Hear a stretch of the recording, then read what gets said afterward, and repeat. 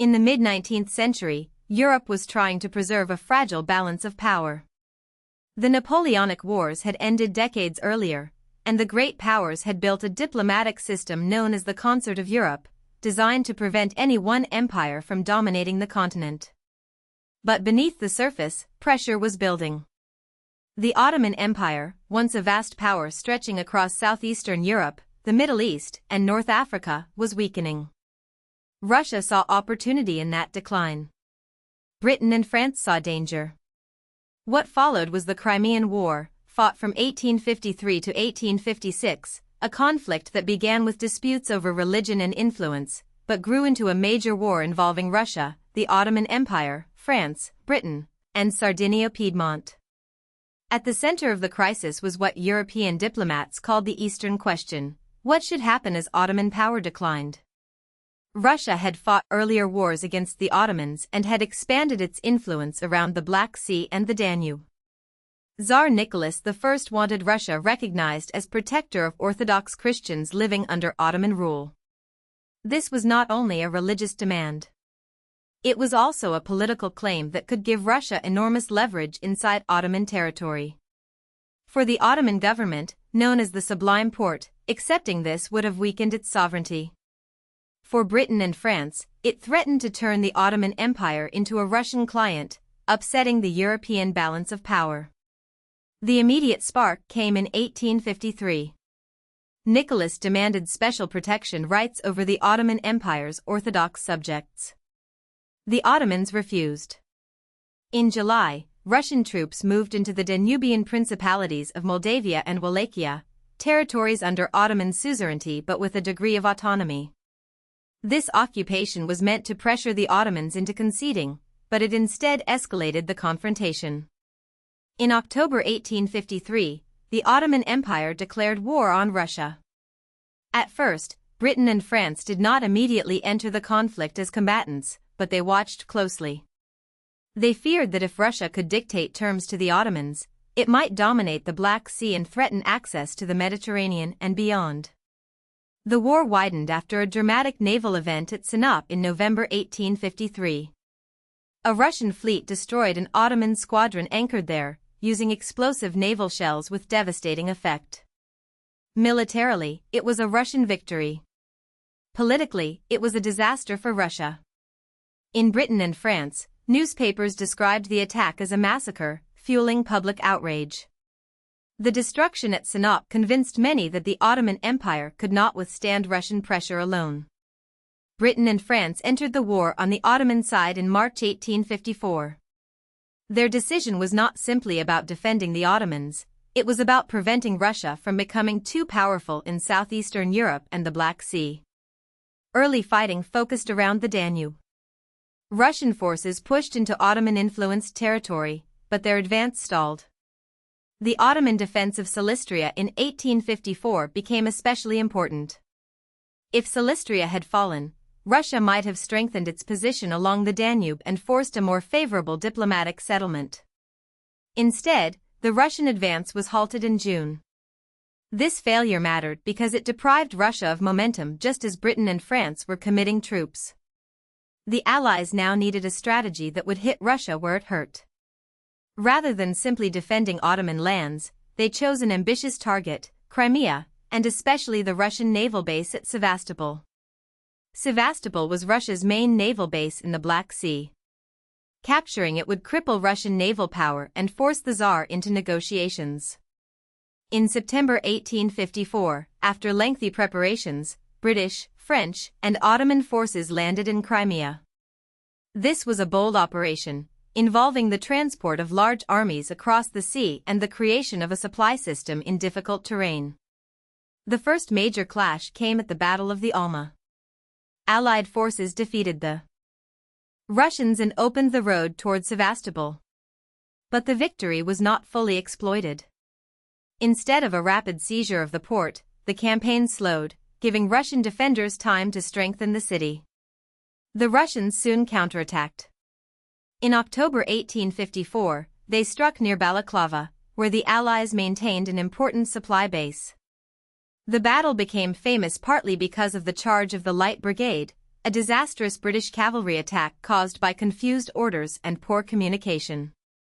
The charge became legendary for courage, but it also symbolized the incompetence that plagued the war. Tactically, the Russian attack failed to break the Allied position, but it exposed serious weaknesses in command and logistics. Soldiers were brave, but bravery could not make up for unclear orders, inadequate planning, and the inability of commanders to adapt to the realities of modern war. A second Russian counterattack came at Inkerman in November 1854. The battle was fought in fog, confusion, and close-range violence. Russian forces tried to smash the Allied line before Sevastopol could be fully besieged, but British and French troops held their ground.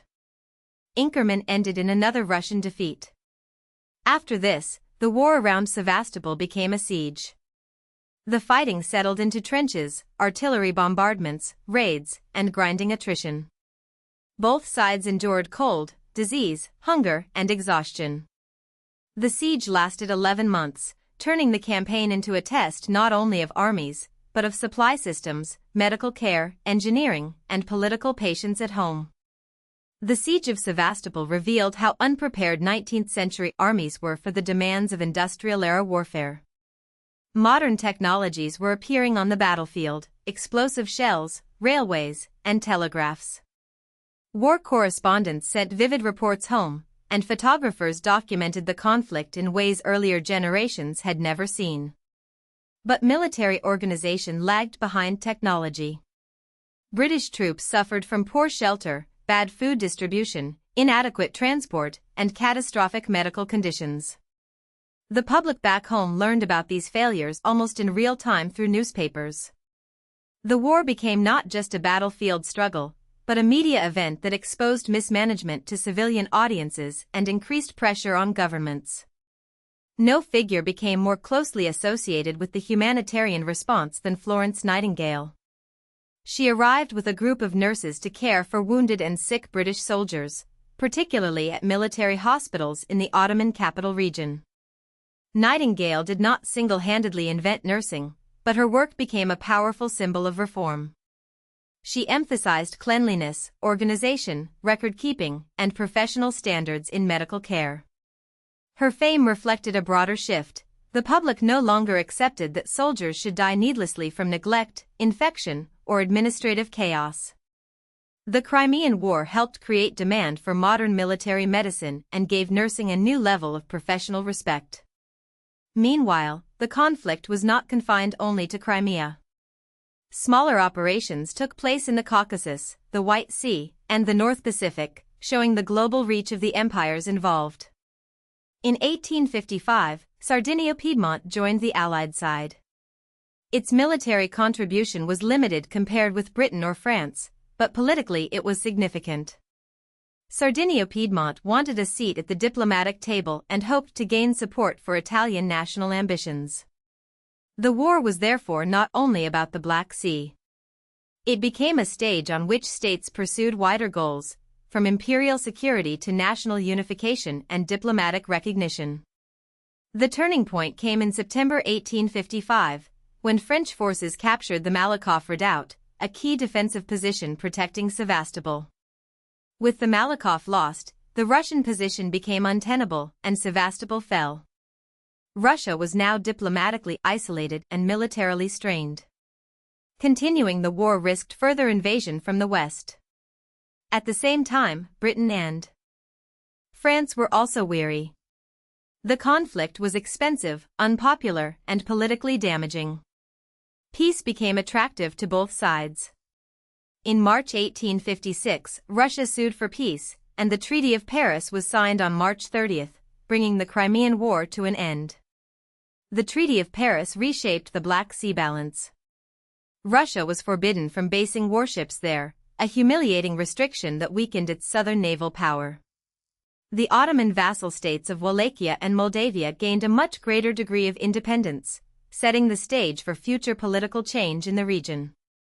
Christians in the Ottoman Empire received a degree of official equality, and the Orthodox Church regained control over disputed Christian holy sites.